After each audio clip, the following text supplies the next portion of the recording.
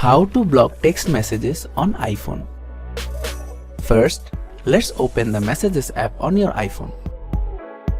Next, find the conversation with the person you want to block and swipe left on it. You'll see a Hide Alerts button. Tap on it. The icon will appear next to the conversation. This means that you have successfully muted notifications from this person. If you want to take it a step further and completely block this person from texting you, tap on name on it. Now tap on the info icon. Tap block this caller. Confirm that you want to block this person by tapping block contact. That's it.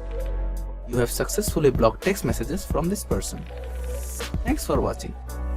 Subscribe to our channel for more tech tutorials.